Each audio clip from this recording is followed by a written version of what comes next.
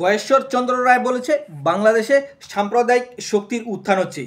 তাহলে কি এই সাম্প্রদায়িক শক্তিকে এখন দমন করবেন? স্বৈরাচার হাসিনা যেভাবে দমন করেছিল যে বাংলাদেশে ইসলামপন্থীদের উত্থান হচ্ছে, সেজন্য তাদের দমন করতে হবে, তাদেরকে জঙ্গি নাটক সাজিয়ে তাদেরকে দমন করতে হবে, আর অন্যদিকে পশ্চিমাদেরকে খুশি রাখতে হবে।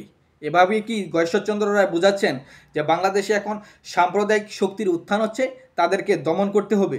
স্বৈরাচার হাসিনা যেভাবে সেগুলার সেজেছিল, বাংলাদেশে ইসলামপন্থীদেরকে দমন করেছিল, সেভাবে কি এখন বিএনপিও চাবে বাংলাদেশে এখন ইসলামপন্থীদেরকে দমন করা হবে? স্বৈরাচার হাসিনা যেভাবে বাংলাদেশে ইসলামপন্থীদের উপর স্টিমরোলার চালিয়েছিল, ঠিক সেভাবে বাংলাদেশের সংখ্যাগরিষ্ঠ মানুষ মুসলমান, আর তারা ইসলামের দিকে ঝুঁকবে, এটাই স্বাভাবিক। সেই ইসলামপন্থীদেরকে খুশি রেখেই বাংলাদেশের নির্বাচনে আসতে হবে। কিন্তু না, বাংলাদেশের প্রত্যেকটা রাজনৈতিক দল তারা গুটি কয়েক সেকুলারকে খুশি রেখে বাংলাদেশের ক্ষমতায় আসতে চায়।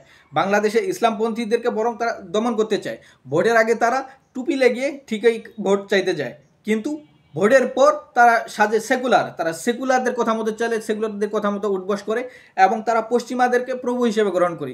স্বৈরাচার হাসিনা বিগত 16 বছর এভাবে চালিয়েছিল, ইসলামপন্থীদেরকে সে দমন করে রেখেছিল। অন্যদিকে সে ভারত বা পশ্চিমা বিশ্বের সাথে সুসম্পর্ক রক্ষা করে চলেছিল যে বাংলাদেশে আমরা ইসলামপন্থীদেরকে দমন করছি। বাংলাদেশে নতুন নতুন নাটক সাজিয়ে ইসলামপন্থীদেরকে দমন করা হয়েছিল, মুসলমানদের অধিকারগুলো কেড়ে নেওয়া হয়েছিল।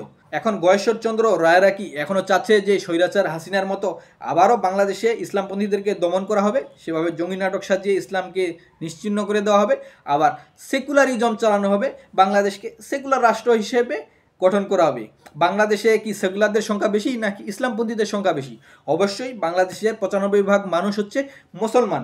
মুসলমানদের জনসমর্থন নিয়েই ক্ষমতায় আসতে হবে, আর সেজন্য মুসলমানদেরকে খুশি করতে হবে, ইসলামপন্থীদেরকে খুশি রাখতে হবে, বাংলাদেশে ইসলামকে প্রাধান্য দিতে হবে। বাংলাদেশে আপনারা সেকুলার সাজবেন আবার মুসলমানদের ভোট চাবেন, তা তো হবে না। অবশ্যই ইসলামপন্থীদেরকে খুশি রাখতে হবে, বাংলাদেশে ইসলামকে প্রাধান্য দিতে হবে। আপনারা স্বৈরাচার হাসিনার মতো বলবেন সময় পেলেই আমরা সংবিধান থেকে রাষ্ট্রধর্ম ইসলাম উঠিয়ে দিব, তারপরে সংবিধান থেকে বিসমিল্লাহ তো উঠিয়ে দিয়েছে স্বৈরাচার হাসিনা, আপনারা সেই কাজ করবেন, আবার মুসলমানদের ভোট চাবেন, তা তো হবে না। আপনারা যদি মুসলমানদেরকে খুশি রাখতে পারেন তাহলে অবশ্যই মুসলমানদের ভোট পাবেন, মুসলিমদের জনসমর্থন নিয়ে ক্ষমতায় আসতে পারবেন। অন্যথায় গুটি কয়েক সেকুলারের ভোট পেয়ে কোনো লাভ নেই, কারণ গুটি কয়েক সেকুলার বা হিন্দুত্ববাদীদের ভোট পেয়ে আপনারা কোনোদিনও ক্ষমতায় আসতে পারবেন না। মোদি কিভাবে ভারতের ক্ষমতা টিকে আছে? সেখানে তো সংখ্যালঘুরা রয়েছে। মোদি কি ভারতে মুসলমানদেরকে খুশি রাখার জন্য কাজ করে? মোদি ভারতে সংখ্যাগুরু হিন্দুদের জনসমর্থনে টিকে আছে। সে উগ্র হিন্দুত্ববাদী প্রচারণা চালিয়ে ক্ষমতায় টিকে আছে। সে মুসলমানদেরকে প্রকাশ্যে দমন করছে যে গুটি কয়েক মুসলমানের ভোট পেয়ে সে ক্ষমতা আসতে পারবে না। সে বৃহত্তর হিন্দু জনগোষ্ঠীর ভোট পেয়ে ক্ষমতায় টিকে আছে। সে উগ্র হিন্দুত্ববাদী প্রচারণা চালিয়ে ভারতের ক্ষমতায় টিকে আছে। কারণ ভারতে যেহেতু হিন্দুদের জনসংখ্যা বেশি, যদিও ভারতে কয়েক কোটি মুসলমান রয়েছে এবং সেটা হচ্ছে 20 থেকে 30 কোটির, তারপরেও কিন্তু এই 20-30 কোটি মুসলমানের ভোটের কথা চিন্তা করে না মোদি, বরং সেখানে বৃহৎ জনগোষ্ঠী হিন্দুদের কথা চিন্তা করে হিন্দুত্ববাদী প্রচারণা চালিয়ে মোদি বারবার নির্বাচনে জয়ী হচ্ছে। তাহলে বাংলাদেশের নির্বাচনে কারা জয়ী হবে? যারা মুসলমানদের পক্ষে কাজ করবে তারা, নাকি গুটি কয়েক সেকুলার বা হিন্দুদের ভোট পেয়ে? অবশ্যই বাংলাদেশের জনগণ যেহেতু মুসলমান সংখ্যাগরিষ্ঠ, মুসলমানরা যাদেরকে ভোট দিবে তারাই বাংলাদেশের ক্ষমতায় আসবে। আর বাংলাদেশের ক্ষমতা আসতে হলে অবশ্যই তাদেরকে ইসলাম প্রেমী হইতে হবে, ইসলামপন্থী হইতে হবে। অন্যদিকে বাংলাদেশের স্বার্থে কাজ করতে হবে, তাকে ডানপন্থী হইতে হবে। কোনো ভারতপ্রেমী আমেরিকা প্রেমী দলকে বাংলাদেশের জনগণ আর ভোট দিবে না। কোনো সাম্রাজ্যবাদীদের দালালকে বাংলাদেশের মানুষ আর জনসমর্থন দিবে না। গয়েশ্বরচন্দ্র রায়ের উচিত হচ্ছে জিয়াউর রহমানকে ফলো করা। জিয়াউর রহমান কি সেকুলার ছিল?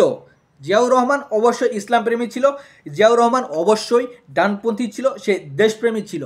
আপনারা আপনাদের নেতাকে মানেন না, আপনারা জিয়াউর রহমানের আদর্শকে ফলো করেন না, আবার আপনারা বাংলাদেশে ইসলামপন্থীদের দমন করতে চান, বলেন যে সাম্প্রদায়িক শক্তির উত্থান হচ্ছে। তাহলে সাম্প্রদায়িক শক্তির উত্থানকে আপনারা কিভাবে ঠেকাবেন? এখন যেহেতু আপনারা ইসলামের জন্য কাজ করছেন না, সেজন্য অন্যান্য ইসলামপন্থী দল জামাত বা চরমনার দিকে ঝুঁকে যাচ্ছে। আপনারা ইসলামের জন্য কাজ করেন, জনগণ আপনাদেরকেও সাপোর্ট দিবে, কিন্তু আপনারা ইসলামের বিরুদ্ধে কাজ করবেন, আবার ভোট চাবেন, ক্ষমতা আসতে চাবেন, সেটা তো হবে না। অবশ্যই আপনাদের সিস্টেম, আপনাদের ন্যারেটিভ চেঞ্জ করতে হবে। হাসিনা কি ক্ষমতায় টিকে থাকতে পেরেছে? পারেনি।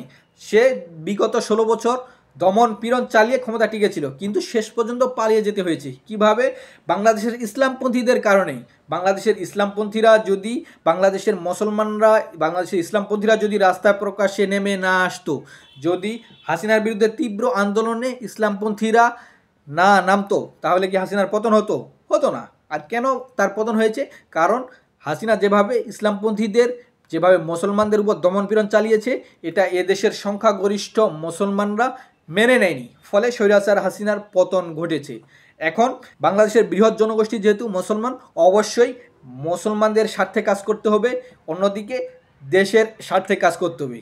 আপনারা ভারতের কাছে দেশ বিক্রি করে দিবেন, আমেরিকার কাছে দেশ বিক্রি করে দিবেন, আর বাংলাদেশের মানুষ এটা সাপোর্ট করবে, বাংলাদেশের দেশপ্রেমিক জনতা এটা কোনো দিনও মেনে নিবে না। আবার আপনারা ক্ষমতায় এসে সেকুলার সাজবেন, বাংলাদেশে হিন্দুত্ববাদী প্রচারণা চালাবেন, পশ্চিমা বিভিন্ন এজেন্ডা, সমকামিতা, ট্রান্সজেন্ডার, নারীবাদ, পতিতাদের স্বীকৃতি, এসবকে বৈধতা দিবেন, বাংলাদেশের মানুষ এটাও মানবে না। অতএব বাংলাদেশের ক্ষমতায় আসতে হলে ইসলামপন্থীদের খুশি রাখতে হবে, বাংলাদেশের দেশপ্রেমিক নাগরিকদের খুশি রাখতে হবে।